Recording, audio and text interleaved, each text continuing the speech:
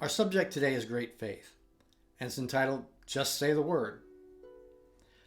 Many years ago, there was a television commercial by a financial advisor named E.F. Hutton.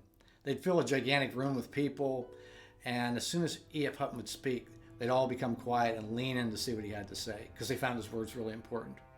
You may have someone like that in your life who speaks very important words that you trust, famous or otherwise. I would hope as Christians that you would find the words of Jesus very, very important.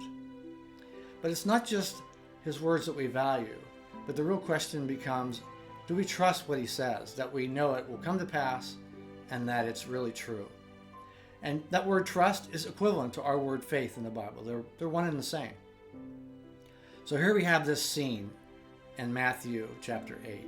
And let me tell you, it's a very interesting scene where you have a Roman centurion who approaches Jesus and asks something of him. He says, "My servant is deathly ill and in pain. Will you come and heal him?" Jesus looks at him and said, "I'll come and heal him."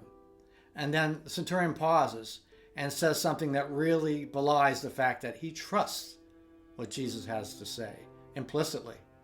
He says to him, "I'm not worthy for you to come underneath my roof, to my home, but just say the word, and I know it will be done."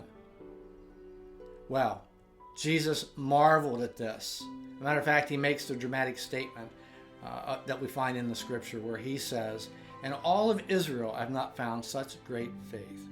Now remember, such great trust, that he believed merely by his words that Jesus would do what he said. So what happens? Jesus said, "Your servant's healed." Now remember, nobody's gone to touch this person, pray over them, anything. Jesus merely has to say the words, and it is so. So the question for us today is, do we have such great faith, great trust that not only do we value what he says, but we prove the value by trusting implicitly his very words?